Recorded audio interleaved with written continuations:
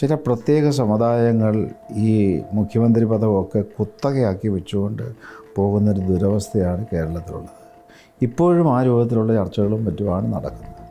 LDF വർഷങ്ങളായി അതിൻ്റെ മുഖ്യമന്ത്രി പദത്തിലുണ്ടായിരുന്നത് സവർണരാണ്. EMS നമ്പൂതിരിപ്പാട് തുടർച്ചയായിട്ടിരുന്നു. പിന്നീട് EK നായനാരിരുന്നു. ഒരു പ്രത്യേക സാഹചര്യത്തിൽ കേരളമതിയും സുമർ അഴീക്കോടും ഒക്കെ ശക്തമായി ഇടപെട്ടാണ് VS അച്യുതാനന്ദൻ മുഖ്യമന്ത്രിയാണ്. അദ്ദേഹത്തിന് സ്ഥാനാർത്ഥിത്വം ലഭിക്കുന്നത് പോലും അങ്ങനെയാണ്. ശ്രീ പിണറായി വിജയൻ അദ്ദേഹത്തിൻ്റെ സ്വന്തം കഴിവ് കൊണ്ടാണ് നേടിയെടുത്തത് എന്ന് പറയാം. ക്രിസ്തുമതത്തിൻ്റെ കാര്യങ്ങൾ പറയാൻ ബിഷപ്പുമാരും അച്ഛന്മാരും ഒക്കെ ഉണ്ട്. മുസ്ലിം സമുദായത്തിലും അതുപോലെ സംവിധാനങ്ങളുണ്ട്. പക്ഷേ പിന്നോക്ക ജനവിഭാഗങ്ങൾക്ക് വേണ്ടി ശബ്ദിക്കാൻ ആരുമില്ല. അതുകൊണ്ട് ശിവഗിരി അക്കാര്യത്തിൽ ഒരു ശ്രദ്ധ എടുക്കണമെന്ന് ആവർത്തിച്ച് ജനങ്ങളിൽ നിന്ന് അഭിപ്രായം ഉണ്ടായപ്പോൾ അവസാനം അത് പറയേണ്ടതായി വന്നിരിക്കുകയാണ് ഞങ്ങൾക്കിപ്പോൾ. ഇന്ന് ജീവിച്ചിരിക്കുന്ന പിന്നോക്ക വിഭാഗ നേതാക്കന്മാരിൽ പ്രമുഖരാണ് ഈ പറഞ്ഞ മുല്ലപ്പള്ളിയും സുധാകരനും അടൂർ പ്രകാശും മറ്റും. അപ്പോൾ അവർക്ക് മതിയായ പ്രാതിനിധ്യം നൽകി അവരെ മുഖ്യധാരയിലേക്ക് കൊണ്ടുവരേണ്ടത് ആവശ്യമാണ്. രാജ്യത്തെ സംബന്ധിച്ച് ആവശ്യമാണ്. ഇപ്പോൾ കേരളത്തെ സംബന്ധിച്ചും അഭിപ്രായമാണ് നമുക്കുള്ളത്. പക്ഷേ ഇവിടെ ഇപ്പോൾ കേരളത്തെ സംബന്ധിച്ച് മതപരമായിട്ടുള്ള അരാജകത്വം വളരെ വർദ്ധിച്ചു വരികയാണ്. അതിൻ്റെ ഭാഗമായിട്ടാണ് ആ ജോസഫ് മാസ്റ്ററുടെ കൈയൊക്കെ മുറിച്ച് കളഞ്ഞത്. അതൊന്നും ഇവിടെ സംഭവിക്കാൻ പാടില്ലാത്തതാണ്. സ്വാമി ഏതെങ്കിലും മണ്ഡലത്തിൽ അല്ലെങ്കിൽ ഏതെങ്കിലും മുഖ്യ നേതാക്കളെ നിർബന്ധമായും പരിഗണിക്കണം എന്ന ഒരു നിർദ്ദേശം കോൺഗ്രസ് നേതൃത്വത്തിന് മുന്നോട്ട് വെച്ചിട്ടുണ്ടോ? ഞങ്ങളൊരു 10-18 പേരുടെ പേരെഴുതി കൊടുത്തു. അവരെ പരിഗണിച്ചാൽ കൊള്ളാം. കാരണം അവർ ഇവിടെ വന്ന് വളരെ നിർബന്ധമായിട്ട് മഠത്തോട് ആവശ്യപ്പെട്ടു. ആ ഒരു പരിസ്ഥിതി ഞങ്ങളൊരു നിർദ്ദേശം മുന്നോട്ട് വെച്ചു. നമസ്കാരം. ശ്രീനാരായണ ധർമ്മസംഘം ട്രസ്റ്റ് പ്രസിഡന്റ് സ്വാമി ശ്രീ സച്ചിദാനന്ദ റിപ്പോർട്ടിനൊപ്പം ചേരുന്നു. നമസ്കാരം സ്വാമി. നമസ്തേ. നമ്മളിപ്പോൾ സംസാരിക്കുന്ന ഘട്ടത്തിൽ കേരളത്തിൽ രാഷ്ട്രീയ പാർട്ടികൾക്ക് സ്ഥാനാർത്ഥികളെ തീരുമാനിക്കുന്ന ഏറ്റവും പ്രധാനപ്പെട്ട ചർച്ചകൾ നടക്കുകയാണ്. അപ്പോൾ പൊതുവെ പിന്നോക്ക സമുദായങ്ങൾക്ക് വേണ്ടത്ര പരിഗണന ലഭിക്കാറില്ല എന്ന പരാതി കഴിഞ്ഞ ഘട്ടത്തിലുണ്ടായിരുന്നു. കഴിഞ്ഞ നിയമസഭാ തെരഞ്ഞെടുപ്പിലാകട്ടെ, പിന്നീട് ലോക്സഭാ തെരഞ്ഞെടുപ്പ് വന്ന ഘട്ടത്തിലൊക്കെ രാഷ്ട്രീയ നേതൃത്വത്തിലൊക്കെ പിന്നോക്ക സമുദായങ്ങളിൽ പ്രധാനപ്പെട്ട ആളുകളൊക്കെയുണ്ട്. പക്ഷേ അവർക്ക് തെരഞ്ഞെടുപ്പ് ഘട്ടത്തിൽ പരിഗണിക്കപ്പെടുന്നില്ല എന്ന അങ്ങനെ ഒരു പരാതി പ്രസക്തമാണോ? തീർച്ചയായിട്ടും. പിന്നോക്ക ജനവിഭാഗങ്ങൾ മുഖ്യധാരയിൽ നിന്നും വളരെ വർഷങ്ങളായി പിന്തള്ളപ്പെട്ടുകൊണ്ടിരിക്കുകയാണ്. ഒരു കാലത്ത് കേരള രാഷ്ട്രീയം നിയന്ത്രിച്ചിരുന്ന സമൂഹം ഇന്ന് അതിൽ നിന്നെല്ലാം പിന്തള്ളപ്പെട്ട് ഒരു MLA മാത്രമായി തീർന്ന ദുരവസ്ഥയിലേക്ക് അകപ്പെട്ടിരിക്കുകയാണ്. അപ്പോൾ ഇപ്പോൾ തെരഞ്ഞെടുപ്പ് വരാൻ പോകുന്നു. ഈ അവസരത്തിൽ ഇതിനൊരു മാറ്റം ഉണ്ടാകണം.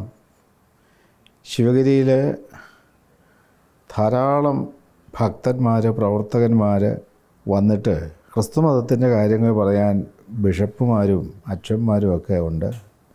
മുസ്ലിം സമുദായത്തിലും അതുപോലെ സംവിധാനങ്ങളുണ്ട്.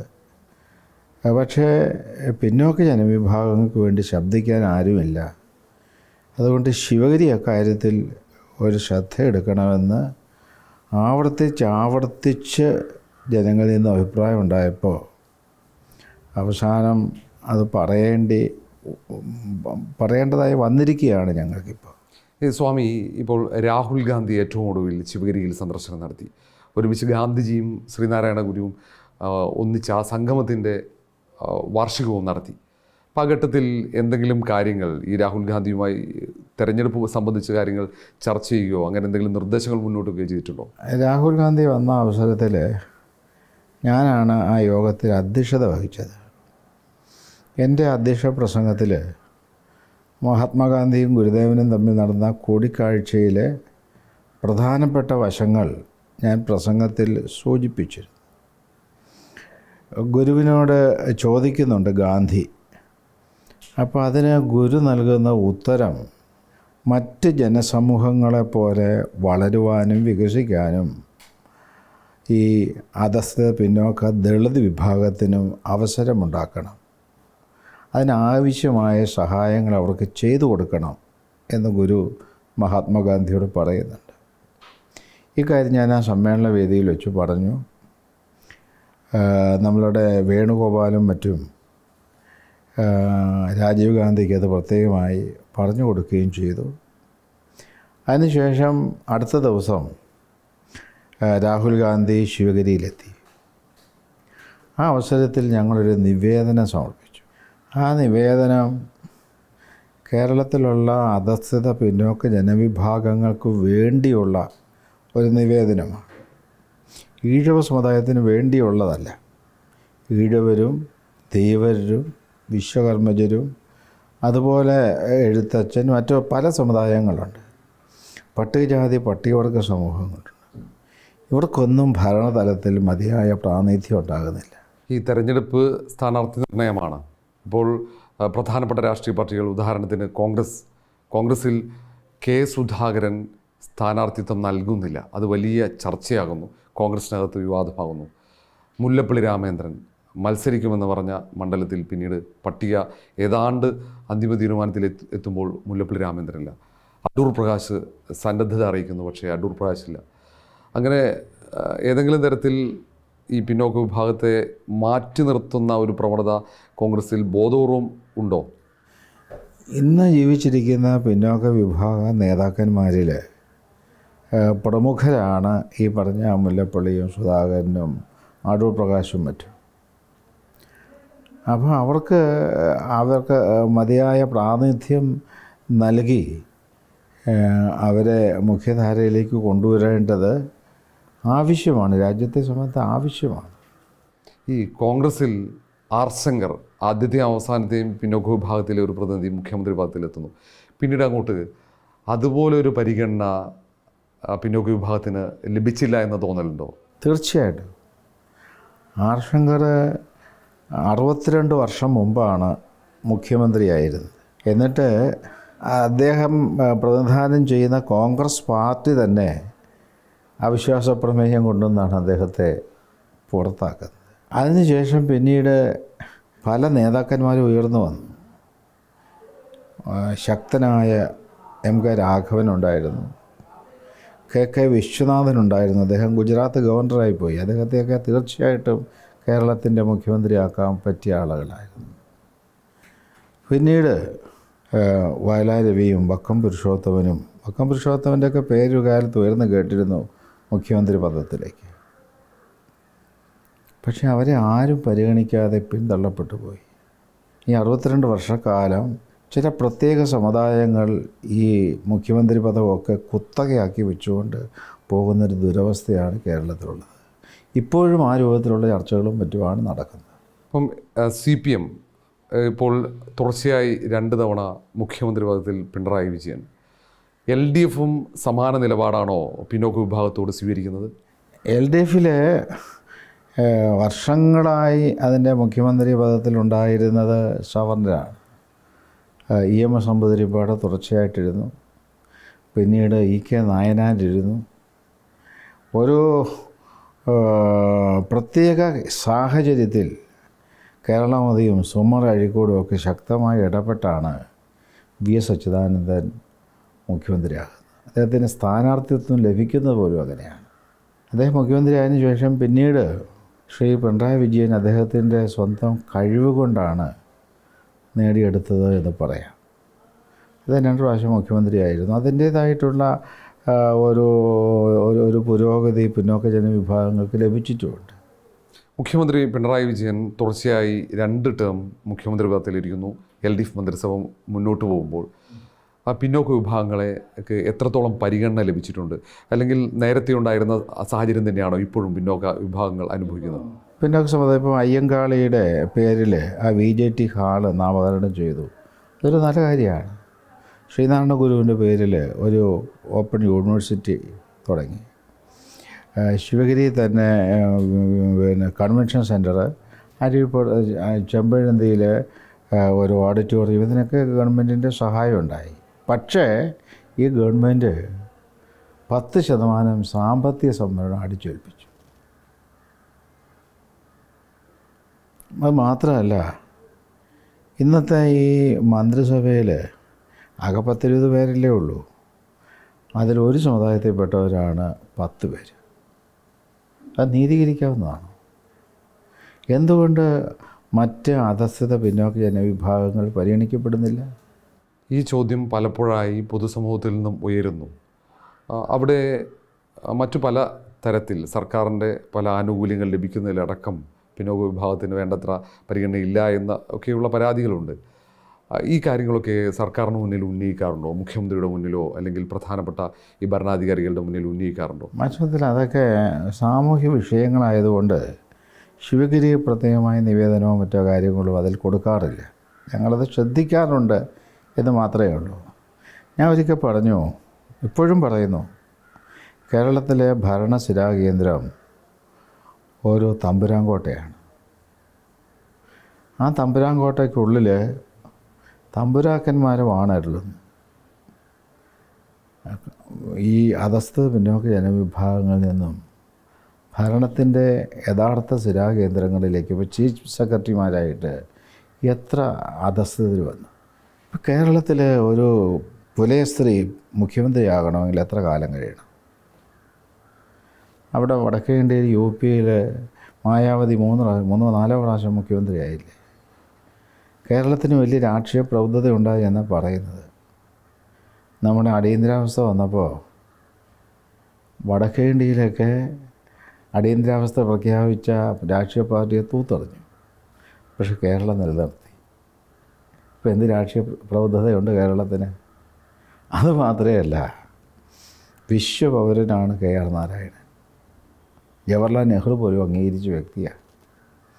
അദ്ദേഹത്തെ കേരളത്തിൽ മത്സരിപ്പിക്കാൻ നിർത്തിയത് ഒറ്റപ്പാലം സംവരണ മണ്ഡലത്തിലാണ്. ആ രാഷ്ട്രീയ പ്രബുദ്ധതയെ കേരളത്തിനുള്ളൂ. വിദ്യാഭ്യാസത്തിൽ ഏറ്റവും മുന്നിൽ നിൽക്കുന്ന സംസ്ഥാനമാണ് കേരളം. സാംസ്കാരിക ബോധം ഒരുപക്ഷെ പലപ്പോഴായി നമ്മൾ ആത്മാഭിമാനത്തോടെ തന്നെ പറയാറുണ്ട് കേരളത്തിൻ്റെ സാംസ്കാരിക ബോധത്തെക്കുറിച്ച്. പക്ഷേ പലപ്പോഴായി പിന്നോക്ക വിഭാഗത്തെ മുന്നോട്ട് നയിക്കാനുള്ള പ്രവർത്തനങ്ങൾ ഉണ്ടാകുന്നില്ല എന്ന് തന്നെയാണ്. വിദ്യ കൊണ്ട് സ്വതന്ത്രരാകുമെന്ന ഗുരുവിൻ്റെ സന്ദേശമാണ്. പക്ഷേ കുറച്ച് വിദ്യാഭ്യാസം നേടി എന്നുള്ളതല്ലാതെ യഥാർത്ഥ സ്വാതന്ത്ര്യം ലഭിച്ചില്ല എന്നുള്ളതാണ് സത്യം. ഇവിടെ മനുഷ്യർ ചില രാഷ്ട്രീയ പാർട്ടികളുടെയൊക്കെ ചട്ടകങ്ങളായി മാറും. അവർക്ക് വിധേയരായി നിന്ന് പ്രവർത്തിക്കുന്നു. സ്വന്തം കടമ എന്താണ്, കർത്തവ്യം എന്താണ്, എങ്ങനെ സമൂഹത്തെ നടത്തണം, നയിക്കണം എന്നതിനെക്കുറിച്ച് അവർ ബോധവാന്മാരല്ല. സ്വാമി, ഇപ്പോൾ കുറച്ചു കാലമായി എല്ലാ കാര്യങ്ങളും മതമാണ്, വർഗീയതയാണ്. ജാതിക്കപ്പുറത്തേക്ക് മതചിന്താഗതികൾ അത് സംഘർഷത്തിലേക്ക് നീങ്ങുന്ന സാഹചര്യം. ഇപ്പോൾ ഏറ്റവും ഒടുവിൽ സ്വാമി ശ്രദ്ധിച്ചിട്ടുണ്ടാവും, ദ കേരള സ്റ്റോറിയുടെ 2ാം ഭാഗം വരുന്നു. അതിൻ്റെ ഭാഗമൊക്കെ ബീഫ് നിർബന്ധപൂർവ്വം കഴിപ്പിക്കുന്ന രീതി. ഇങ്ങനെ കേരളത്തെ പൊതുവെ രാജ്യത്ത് ഏറ്റവും മോശമായി ജീവിക്കാൻ പറ്റാത്ത ഒരു സംസ്ഥാനമായി ചിത്രീകരിക്കാനുള്ള ശ്രമം നടക്കുന്നുണ്ട്. അത്തരത്തിലുള്ള പ്രവണതകളൊക്കെ എങ്ങനെയാണ് കാണുന്നത്? ഗുരുദേവൻ്റെ ജാതിഭേദം, മതദ്വേഷം ഏതുമില്ലാതെ സർവരും സോദരത്വേന വാഴുന്ന മാതൃകാസ്ഥാനമാണിത്. ഇത് വാസ്തവത്തിൽ കേരളത്തിൻ്റെ അടിസ്ഥാന സന്ദേശമാണ്, ഭാരതത്തിൻ്റെ അടിസ്ഥാന സന്ദേശമാണ്. നമ്മുടെ മോഡി ഗവൺമെൻറ് നമ്മളുടെ ഇന്നത്തെ പ്രസിഡൻറ്റ് ദ്രൗപദി മുർമുവിനെ കൊണ്ടും മുൻ പ്രസിഡൻ്റായിരുന്ന നമ്മളുടെ രാംനാഥ് കോവിന്ദിനെ കൊണ്ടുമൊക്കെ പാർലമെൻറ്റിൽ പറയിപ്പിച്ചു ഈ അരിവിപ്പുറം സന്ദേശം. അതനുസരിച്ചുള്ളൊരു ഭാരതം വാർത്തെടുക്കണമെന്നും അവരുടെ അഭിപ്രായമുണ്ടായി. ഇപ്പോൾ കേരളത്തെ സംബന്ധിച്ചും ആ അഭിപ്രായമാണ് നമുക്കുള്ളത്. പക്ഷേ ഇവിടെ ഇപ്പോൾ കേരളത്തെ സംബന്ധിച്ച് മതപരമായിട്ടുള്ള അരാജകത്വം വളരെ വർദ്ധിച്ചു വരികയാണ്. അതിൻ്റെ ഭാഗമായിട്ടാണ് ആ ജോസഫ് മാസ്റ്ററുടെ കൈയൊക്കെ മുറിച്ച് കളഞ്ഞത്. അതൊന്നും ഇവിടെ സംഭവിക്കാൻ പാടില്ലാത്തതാണ്. അപ്പോൾ അതേ സംബന്ധിച്ച് രാജ്യം ഭരിക്കുന്ന ഗവൺമെൻറ്റും ജനങ്ങളും തികച്ചും ബോധവാന്മാരാവുകയും മതത്തിലുള്ള തീവ്രവാദ പ്രവർത്തനങ്ങളൊക്കെ അവസാനിപ്പിച്ച് വളരെ സന്തോഷത്തോടും സംതൃപ്തിയോടും കഴിയുന്ന ഒരു ജനവിഭാഗമായി ഇവിടുത്തെ എല്ലാ മതക്കാരും തുല്യമായ പ്രാധാന്യത്തോടു കൂടി വളർന്ന് മുന്നോട്ട് പോകണം. സ്വാമി, ഇടക്കാലത്ത് മലപ്പുറം ജില്ലയെക്കുറിച്ച് SNDPയുടെ നേതാവ് വെള്ളാപ്പള്ളി നടേശൻ്റെ പരാമർശങ്ങൾ വലിയ വിവാദങ്ങൾക്ക് തിരികൊളുത്തിയതാണ്. അത്തരത്തിലുള്ള പരാമർശങ്ങൾ ഒഴിവാക്കപ്പെടേണ്ടതല്ലേ?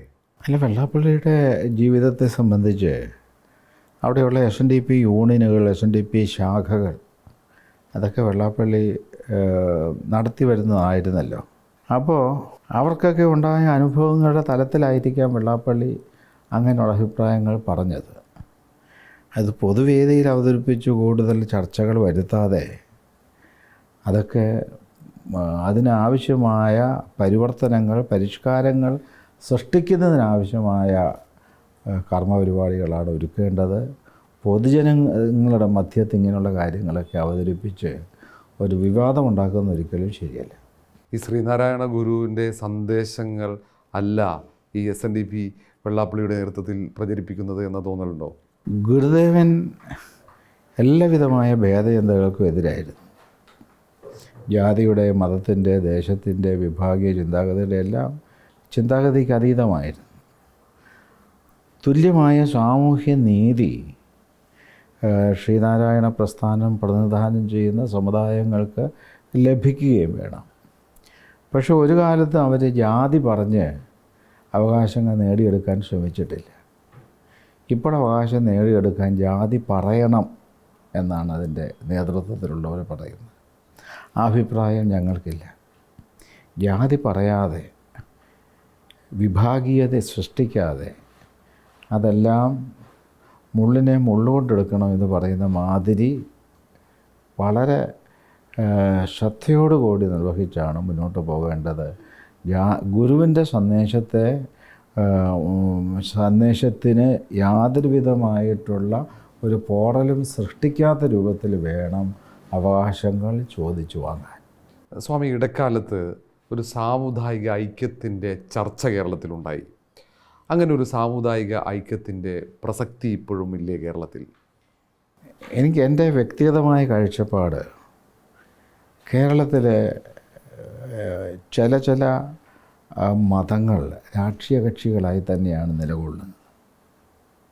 അതുകൊണ്ട് അധസ്ഥിത പിന്നോക്ക ജനവിഭാഗങ്ങൾ ഒരു ശക്തമായ രാഷ്ട്രീയ കക്ഷിയായി വളർന്നാൽ മാത്രമേ അവർക്ക് അവകാശം നേടിയെടുക്കാൻ സാധിക്കൂ എന്നുള്ള വ്യക്തിഗതമായ അഭിപ്രായമാണ് അക്കാര്യത്തിൽ എനിക്കുള്ളത്. പിൽക്കാലത്തുള്ള ആർശങ്കറിന് നേതൃത്വത്തിലുള്ള ആ ഒരു രാഷ്ട്രീയ പ്രസ്ഥാനത്തിൻ്റെ ഒരു പുനഃസൃഷ്ടിയാണോ? അല്ല, ആർശങ്കർ കോൺഗ്രസിൻ്റെ ഭാഗമായിരുന്നല്ലോ. ഇന്ന് ഞാൻ ചോദിക്കട്ടെ, കേരളത്തിൽ ഈ പിന്തള്ളപ്പെട്ടു കിടക്കുന്ന അധസ്ഥിത പിന്നോക്ക ജനവിഭാഗങ്ങൾ ഭൂരിപക്ഷ ജനതയാണ്. പക്ഷെ അവരെല്ലാം ഓരോരോ രാഷ്ട്രീയ പാർട്ടികളുടെ ഭാഗമാണ്. അവർക്ക് സാമൂഹ്യനീതി കിട്ടുന്നുമില്ല.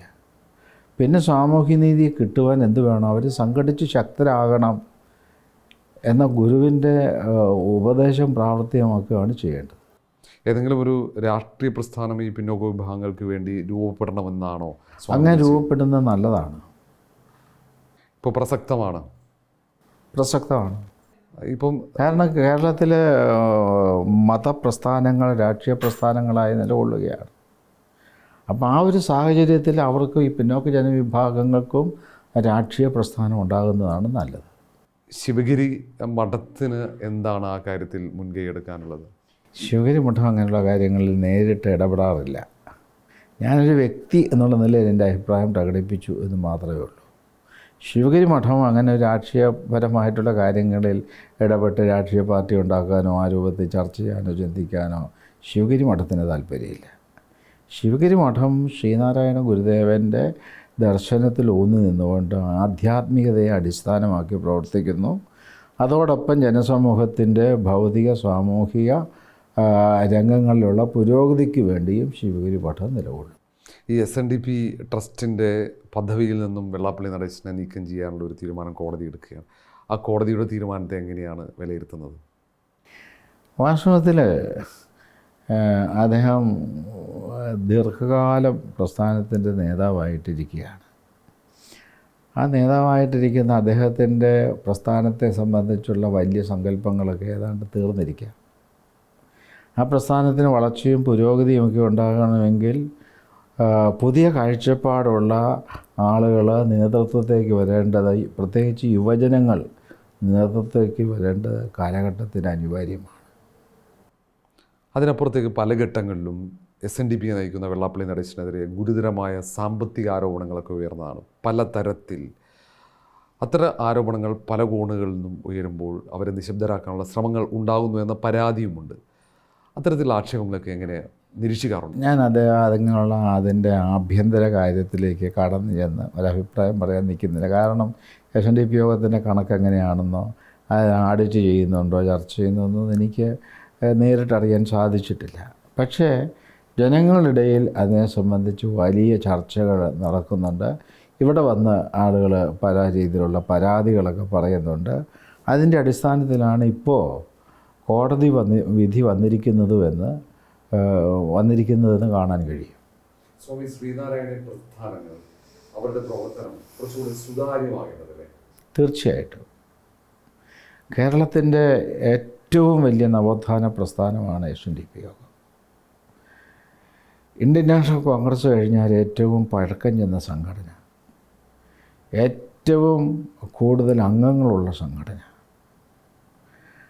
ആ സംഘടന എടുക്കുന്ന തീരുമാനം കാത്ത് കേരളത്തിലെ മന്ത്രിസഭകൾക്ക് പോലും അവരുടെ തീരുമാനം SNDP യോഗത്തിൻ്റെ തീരുമാനം അറിഞ്ഞാകാം എന്ന് പറഞ്ഞ് മാറ്റിവെച്ചിട്ടുണ്ട്. ഒരു കാലത്ത് കേരളത്തെ സംബന്ധിച്ച് രാഷ്ട്രീയ പാർട്ടികളൊക്കെ ഉണ്ടാകുന്നതിന് മുൻപ് ഈ രാഷ്ട്രീയ അവകാശങ്ങളെല്ലാം നേടിയെടുക്കാൻ നേതൃത്വം നൽകിയ പ്രസ്ഥാനം SNDP യോഗമാണ്. ഇന്നും ആ പ്രസ്ഥാനത്തിന് ഏറെ പ്രസക്തിയുണ്ട്. ആ പ്രസ്ഥാനം വഴിയാണ് വാസ്തവത്തിൽ അധസ്ഥിത പിന്നോക്ക ജനവിഭാഗങ്ങളിൽ കാമ്യമായ പരിണാമങ്ങളും പരിഷ്കാരങ്ങളും ഉണ്ടാകേണ്ടത്. പക്ഷേ ആ രംഗത്ത് യാതൊരുവിധമായ പ്രവർത്തനവും ഇപ്പോൾ നടക്കുന്നില്ല എന്നത് ഖേദകരമായ കാര്യം. ഈ വെള്ളാപ്പള്ളി നടേശൻ്റെ നേതൃമാറ്റത്തോടെ ഒരു തിരുത്തൽ SNDPയിൽ ഉണ്ടാകുമെന്ന് പ്രതീക്ഷിക്കുന്നുണ്ടോ? തീർച്ചയായിട്ടും ഉണ്ടാകേണ്ടത് ആവശ്യമാണ്. ജനങ്ങൾ ബഹുഭൂരിപക്ഷം വരുന്ന ശ്രീനാരായണ സമൂഹം അതാണ് വാസ്തവത്തിൽ ആഗ്രഹിക്കുന്നത്. നമ്മൾ ആദ്യം പറഞ്ഞ കേരള രാഷ്ട്രീയത്തിലെ സമകാലിക സംഭവങ്ങൾ ഏറ്റവും കൂടുതൽ കോൺഗ്രസിനകത്ത് ചർച്ചയാകുന്നതും ഇന്ന് അടൂർ പ്രകാശിന് വേണ്ടിയൊക്കെ പലയിടങ്ങളിലായി പോസ്റ്ററുകൾ പ്രത്യക്ഷപ്പെട്ടു, പ്രത്യേകിച്ച് പത്തനംതിട്ടയിലടക്കം.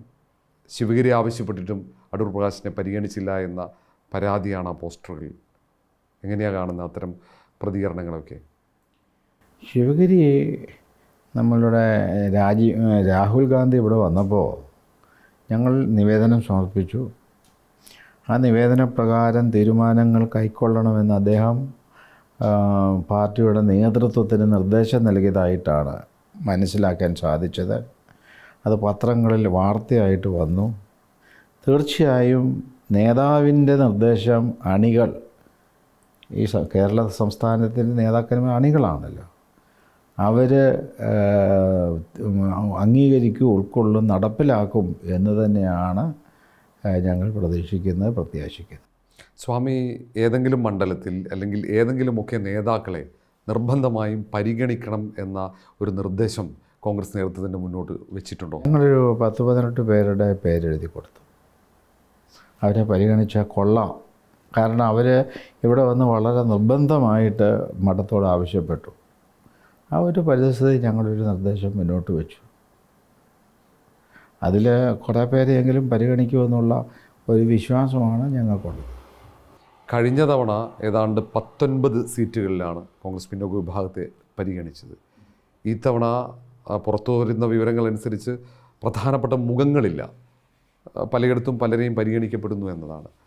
അപ്പോൾ പ്രധാനപ്പെട്ട മുഖങ്ങൾ കൂടി പരിഗണിക്കണമെന്ന അഭിപ്രായമുണ്ടോ, പ്രധാനപ്പെട്ട നേതാക്കളെയൊക്കെ? തീർച്ചയായിട്ടും.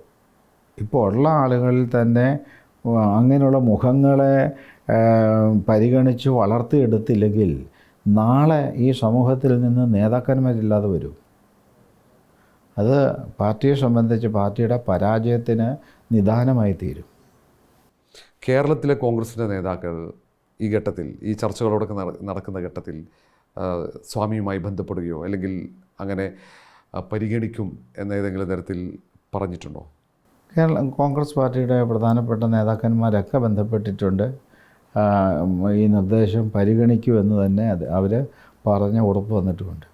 രാഹുൽ ഗാന്ധിയിൽ സ്വാമിക്ക് പൂർണ്ണ വിശ്വാസമാണ്. സമാനമായി തന്നെ കേരളത്തിലെ കോൺഗ്രസ് നേതാക്കളെയും വിശ്വാസമാണ്. അവർ ഈ നിർദ്ദേശങ്ങൾ നടപ്പിലാക്കും. ശിവഗിരിയാണ് നിർദ്ദേശിച്ചിരിക്കുന്നത്.